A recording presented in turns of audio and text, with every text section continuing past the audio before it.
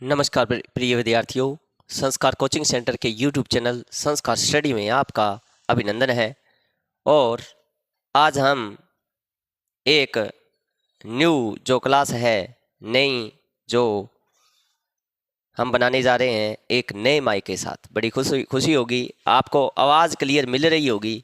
तो इसी के साथ ही हमने कल जो जलवायु का टॉपिक किया था, आपको बताया था ये जो जलवायु का टॉपिक है, इससे बहुत सारे प्रश्न हमारी सीईटी में, पटवार में, पशु परिचर, आरएस और अन्य जो रीट जैसी या फर्स्ट ग्रेड जैसी परीक्षाओं में पूछे जा चुके हैं। और इससे संबंधित भी और भी प्रश्न हैं, जैसे इनका जो वैज्ञानिकी वर्गीकरण जो किया जाता है, उनसे भी प्रश्न बहुत ज़्यादा काफ़ी वेटेज के साथ पूछा जाता है। तो अपने जो जलवायु वर्गीकरण है, हमने सामान्य वर्गीकरण 5 भागों में बांट दिया था। और 5 भाग के अलावा हमने जो दूसरा पार्ट किया है वैज्ञानिकी वर्गीकरण, इस वैज्ञानिकी वर्गीकरण में आगे हम देख पा रहे हैं हमने इसके अंतर्गत 3 वैज्ञानिकों का जिक्र किया था। और ये जो 3 वैज्ञानिक हैं कौन कौन से हैं, तो अपने देख लेते हैं। पहला जो वैज्ञानिकी वर्गीकरण में सबसे जो खास है वो आ जाएगा कोपेन का वर्गीकरण। ये एक्चुअल में ये जो वैज्ञानिक है ये कहाँ के हैं? ये रूस के वैज्ञानिक हैं। तो ध्यान रखिए, ये जो रूस के वैज्ञानिक हैं इन्होंने जो वर्गीकरण बहुत अच्छे से, और राजस्थान में तो बहुत ज़्यादा इम्पोर्टेंट इनका वर्गीकरण माना जाता है। दूसरे जो वर्गीकरण है वह आएगा टिवार्था का। टिवार्था वर्गीकरण बहुत ज़्यादा बड़ी परीक्षाओं में पूछा जाता है। इसके अलावा जो तीसरा जो वर्गीकरण है वो आ जाएगा थार्नवेट का वर्गीकरण। थार्नवेट का वर्गीकरण।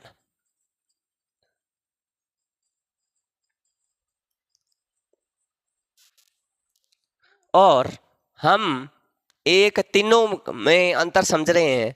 तो कोपेन के वर्गीकरण में हमने जो आधार बनाया है, आधार लिखना है भी किस तरह से रहेगा। हमने सामान्य जब वर्गीकरण किया था तो हमने जो आधार बनाया था वो वर्षा को बनाया था। वर्षा को आधार मान करके सामान्य 5 भागों में बांटा था।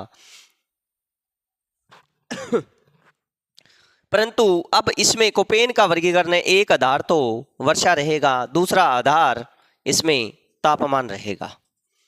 तापमान के अलावा यहाँ पर वनस्पति भी इसका आधार रहेगा, वनस्पति। तो इसी तरह से 3 जो आधार बनाने वाले हैं कोपेन का वर्गीकरण में हम बनाने वाले हैं। तीसरा जो है टिवार्था जो वर्गीकरण करता है वो आधार बनाता है ओनली वर्षा को आधार मान करके, जैसा कि हमने सामान्य वर्गीकरण में किया है। और क्लास थार्नवेट के वर्गीकरण में को भी जो आधार बनाया है थार्नवेट ने, वो भी 3 को ही बनाया है। आधार में सबसे पहले इसके समान ही कौन सा हो जाएगा? वर्षा का, और दूसरा तापमान का, और तीसरा हम लेंगे वैसे वनस्पति, और यहाँ पर वैसे वाष्पीकरण। बस थोड़ा सा अंतर है, यहाँ पर वाष्पीकरण को लिया है। ध्यान रखिएगा, आपसे प्रश्न बड़े एग्जाम के अंदर पूछा जा सकता है, छोटे एग्जाम के अंदर तो नॉर्मली कोपेन का ही पूछा जाता है या सामान्य का पूछा जाता है। तो इसमें आपको वर्षा और इधर अपने वर्षा, तापमान और वाष्पीकरण, और यहाँ वनस्पति है। तो हम करने जा रहे हैं फर्स्ट जो वर्गीकरण है कोपेन का वर्गीकरण। और जो कोपेन के वर्गीकरण में हम बांटते हैं, तो आपको फर्स्ट वर्गीकरण,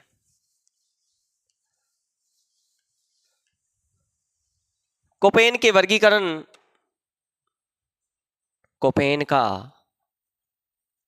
वर्गीकरण। कोपेन ने हमारे जो जलवायु प्रदेश को, राजस्थान के जलवायु प्रदेश की बात हो रही है, वैसे तो भारत के जलवायु प्रदेश को भी बांटा है, परंतु अपने ज़्यादातर राजस्थान की बात कर रहे हैं तो हम राजस्थान को लिए चलते हैं। कोपेन ने जलवायु वर्गीकरण को वर्गीकरण किसका है? जलवायु का है। और इसी जलवायु प्रदेश को कितने भागों में वर्गीकरण किया? 4 भाग में वर्गीकरण किया इसका। पहला जो भाग है इसको बड़ा ध्यान से देखना है। पहला भाग, दूसरा, तीसरा और चौथा, ये हो जाएगा BWHW। BWHW में बांटा है। दूसरा BSHW में बांटा है। तीसरा जो वर्गीकरण हो जाएगा वो हो जाएगा CWG का वर्गीकरण। इसके बाद में AW वर्गीकरण। तो हम देख सकते हैं सबसे यहाँ से, अब अपने मैप को बना लेते हैं। सबसे ज़्यादा यहाँ पर पूछे जाने वाले प्रश्न मैप का आधार क्यों बना रहे हैं? क्योंकि यहाँ मैपिंग से हमें ये पता चलेगा तो कौन से ज़िले से कौन से ज़िले तक हमारा जो वर्गीकरण, कई बार बहुत सारे एग्ज़ाम के अंदर पूछा जाता है, तो हम पहले इसे मैप के आधार पर करेंगे।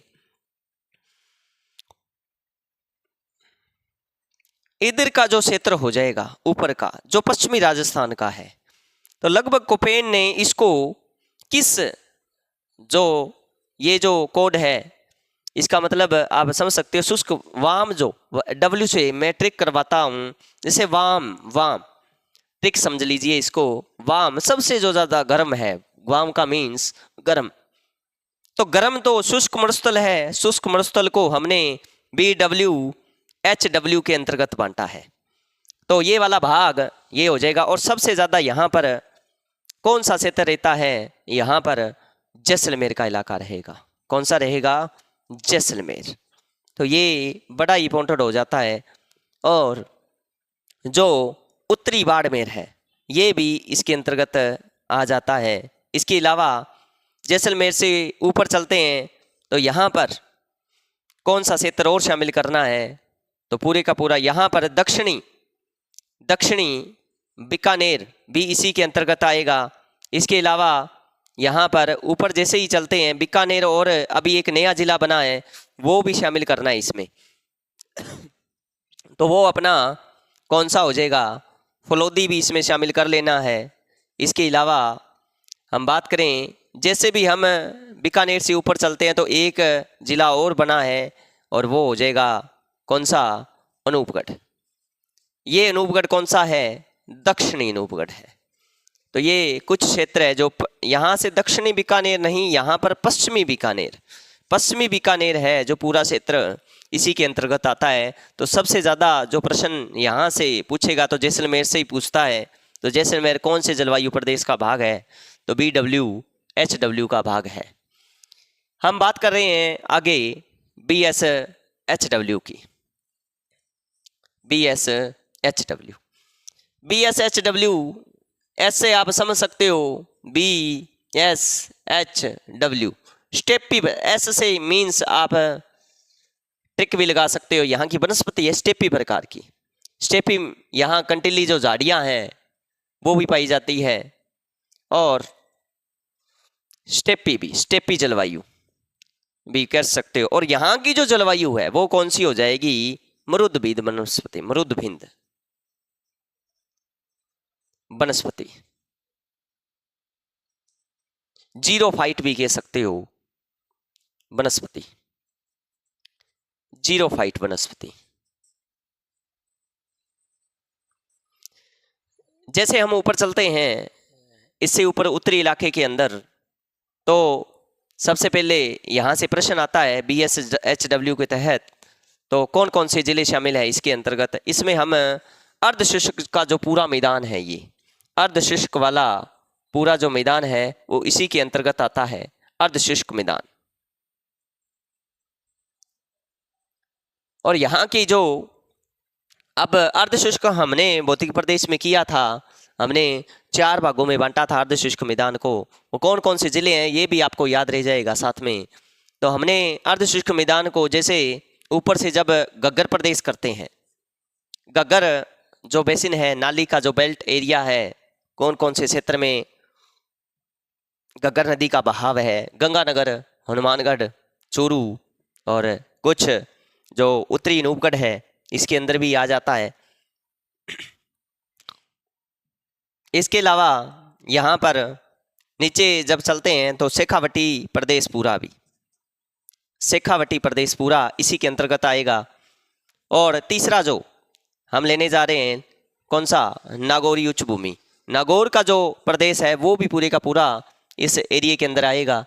और तीसरा जो हम लेने जा रहे हैं वो है लूनी प्रदेश।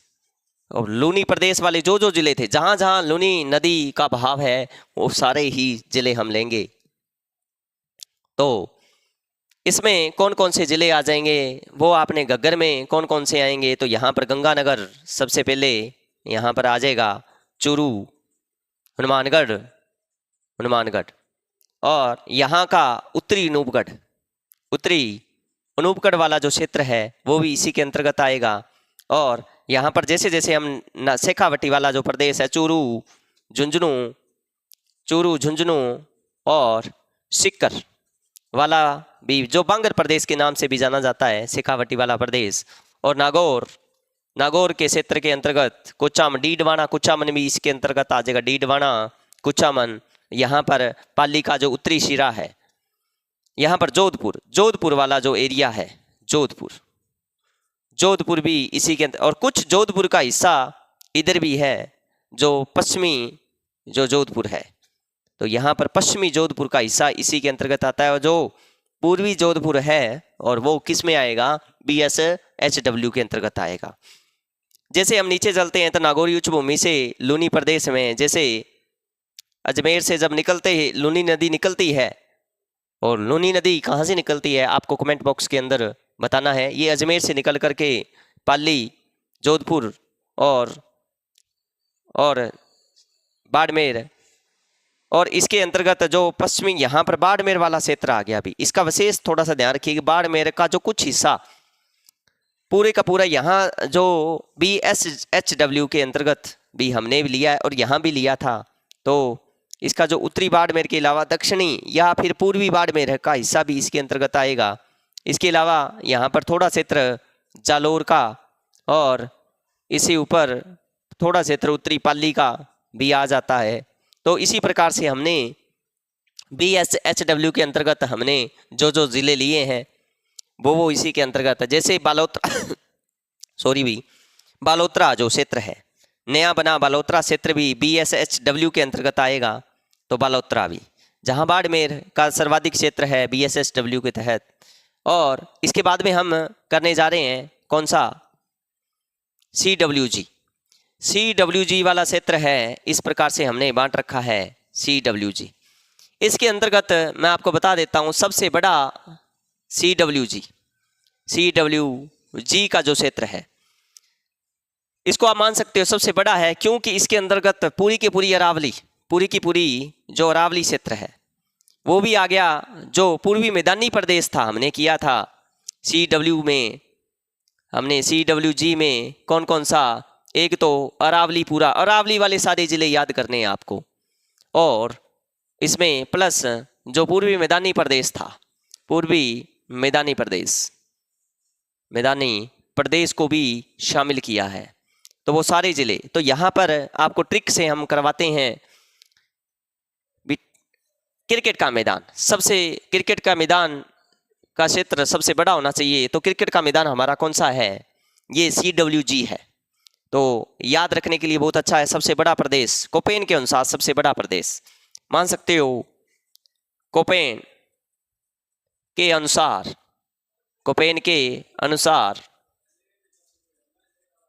सबसे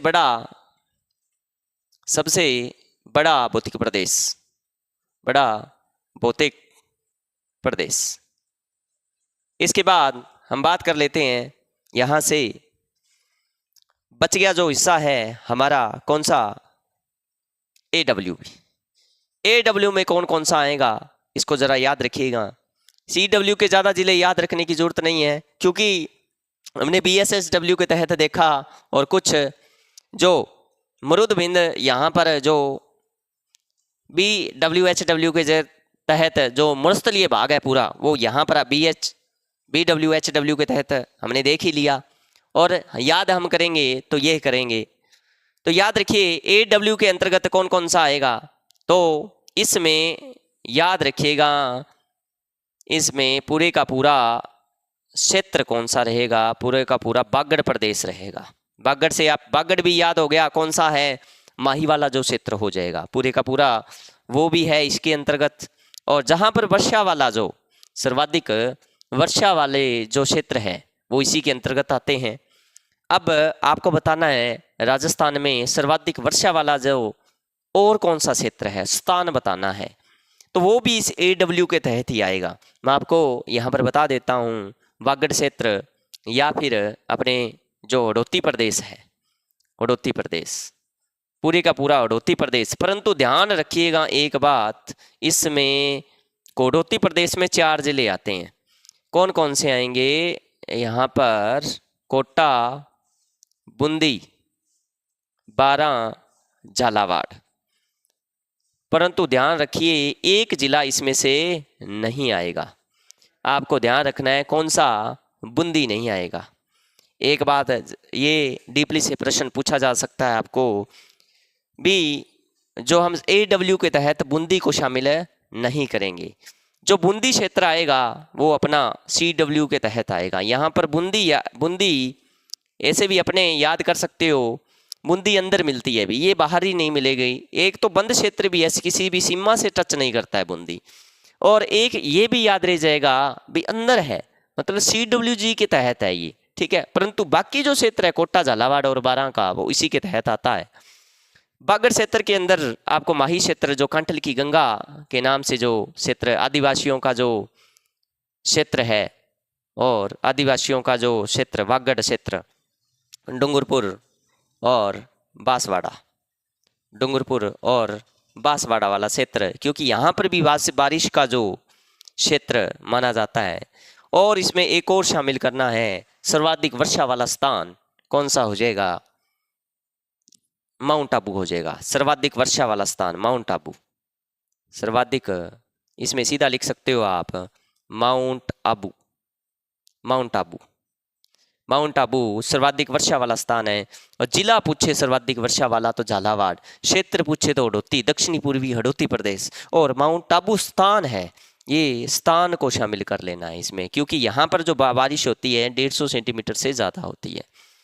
तो आज हमने ये, और इसको भी थोड़ा ध्यान में रखिए, ये सबसे बड़ा क्षेत्र तो कोपेन के अनुसार ये हो जाएगा, और छोटा क्षेत्र कौन सा हो जाएगा, AW हो जाएगा। तो आपको ध्यान रखिए AW के बारे में एक और तथ्य है इसका, कोपेन के अनुसार, कोपेन के अनुसार सबसे छोटा प्रदेश, सबसे छोटा प्रदेश, छोटा प्रदेश, एक इसका तथ्य ये भी है। और CWG का एक तथ्य और बनता है, सर्वाधिक घनत्व वाला, कोपेन के अनुसार सर्वाधिक घनत्व वाला भी प्रदेश यही है, क्योंकि जयपुर का इलाका घनत्व का तो वैसे ही हो जाएगा, तो जयपुर वाले एरिया के अंदर आप मान सकते हो, क्योंकि जलवायु यहाँ की जो मिट्टी है बहुत उपजाऊ है, इसी कारण से पूरा क्षेत्र यहाँ राजधानी क्षेत्र बनाया गया है। यहाँ का औद्योगिक प्रदेश बहुत ही महत्वपूर्ण है, और अरावली भी हमारे लिए बहुत बड़ा योगदान देती है। तो आज हमने जो कोपेन की जलवायु वर्गीकरण बहुत अच्छा किया है। पहला कौन सा किया, ABW, HW, BS, HW, CWG और AW। ज़्यादा इसके क्वेश्चन ही पूछे जाते हैं, और इसका क्षेत्र मैंने यहाँ पर बता ही दिया AW का। इसके अलावा CW को याद रखने की जरूरत नहीं है, और बाकी बच गए, और इनको याद रख लीजिएगा। और गंगानगर, उत्तरी यहाँ पर उत्तरी अनूपगढ़, हनुमानगढ़, चूरू, सीकर, ये मतलब 4 प्रदेश याद रखिएगा, तो जिले अपने आप याद हो जाएंगे, घग्गर, शेखावटी, नागौर और लूनी प्रदेश। और बाकी जो जैसलमेर वाला जो इलाका है, पश्चिमी बीकानेर का जो इलाका है, वो इसके अंतर्गत आ जाएगा। और बाकी ये हमारा पूरा हुआ कोपेन का जलवायु वर्गीकरण। इसके जो MCQ जो क्वेश्चन है हम जल्द ही लेके आएंगे, और इसमें आप देखिएगा किस प्रकार से अपने याद होता है। जो इसके क्रॉस क्वेश्चन होंगे वो भी अपने वीडियो के अंदर करेंगे आगे जाकर। और इसके साथ ही अपना जो टॉपिक है समापन की ओर लेते हैं। अपना जो यह वर्गीकरण है कोपेन का जो, वो समापन की ओर लेते हैं। और कल अपने जो आगे का टिवार्था और टिवार्था और कौन सा थार्नवेट का वर्गीकरण कंपैरिजन से करेंगे, इसमें और इसमें क्या फ़र्क है और क्या इसमें फ़र्क रखा गया, वो अगली वीडियो के अंदर करते हैं। और आपको वीडियो अच्छी लगी हो तो वीडियो को लाइक करें और चैनल को सब्सक्राइब करें। और आप नए स्टूडेंट हैं तो बेल आइकन को ज़रूर दबाएं। और इसके साथ ही मिलते हैं अगली वीडियो के अंदर। जय हिंद, जय भारत।